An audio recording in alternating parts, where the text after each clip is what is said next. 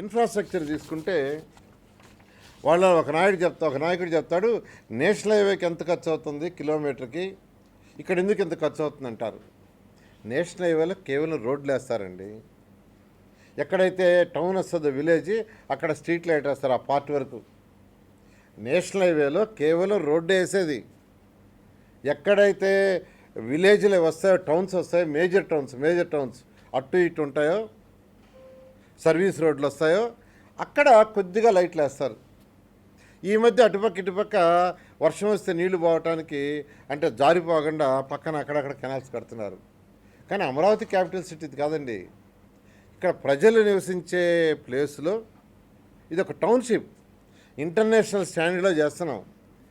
Under ground UGD అంటే bathroom నుంచి, kitchen నుంచి, టాయిలెట్స్ నుంచి వచ్చే వాటర్ అంతా భూమి లోపల పోతుంది, బయట ఉండదు.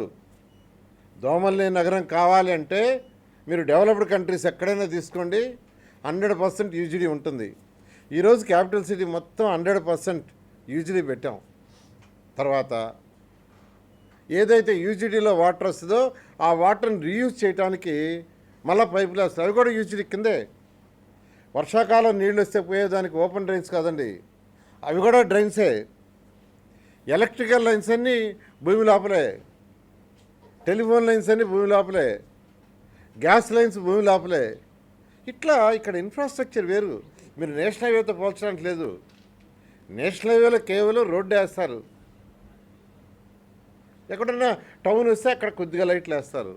ఇక్కడ మళ్ళీ లైట్స్, మళ్ళీ ఇక్కడ గ్రీనరీ, పార్కులు, ఇలా ఇది ఒక సిటీ. ఇక్కడ ఇన్ని చేస్తుంటే దీని ఖర్చులు నేషనల్ హైవేతో కంపేర్ చేస్తారు, ప్రజలను మళ్ళీ అడ్డదారులు వస్తారు. ఇది కరెక్ట్ కాదు. మీరు అంతేకాకుండా కాస్ట్ 2014-19లో అదే కానీ బిల్డింగ్స్ కానీ కంప్లీట్ అయిపోయింటే ఎంతో ఖర్చు తగ్గుండేది.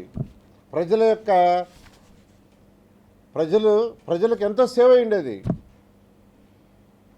కాస్ట్ తీసుకుంటే ఈరోజు మీకు చెప్తున్నాను, ఆ రోజు జిఎస్టీ 12% ఉంటే ఇప్పుడు 18% అయింది. తర్వాత విటమిన్ అనేది చాలా ఇంపార్టెంట్.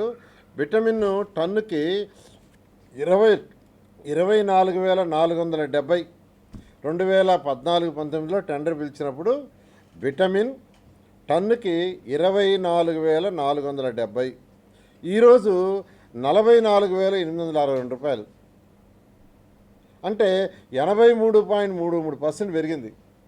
విటమిన్ కాస్టు ఆ రోజుకి ఈ రోజుకి తీసుకుంటే 83.33% అండి. మరొకసారి చెప్తుండా, 2014-19లో విటమిన్ కాస్టు ఒక టన్నుకి 24,470 రూపాయలు. కానీ ఈరోజు అదే విటమిన్ కాస్ట్ టన్నుకి 44,862 రూపాయలు, అంటే 83.33% పెరిగింది. అదేవిధంగా మెటల్ తీసుకుంటే మెటల్ 1,365 రూపాయలు, ఈరోజు 1,676 క్యూబిక్ మీటర్. ఒక క్యూబిక్ మీటర్కి 1,365 నుంచి 1,676 అయింది, అంటే 22.78%. ఈ రేట్లు మా సిఆర్డీ ఫిక్స్ చేసింది కాదండి. 23 మంది దాదాపు గ్రూప్ ఆఫ్ చీఫ్ ఇంజనీర్లు ఎవ్రీ ఇయర్ ఫిక్స్ చేస్తారు రేట్లు. ఈ రేట్లు మేము ఫిక్స్ చేసింది కాదు. ఎస్ఎస్ఆర్ రేట్లు రాష్ట్రం మొత్తానికి, పంచాయతీకైనా, మున్సిపాలిటీకైనా, ఆర్ఎండ్బికైనా, ఏ డిపార్ట్మెంట్ అయినా టెండర్లు పిలిచేటప్పుడు ఈ రేట్లు పిలవాలని group of ministers committee decide చేస్తుంది. అదేవిధంగా స్టీల్ తీసుకుంటే టన్ను 57,299 రూపాయలు ఉండింది అప్పుడు, 57,299.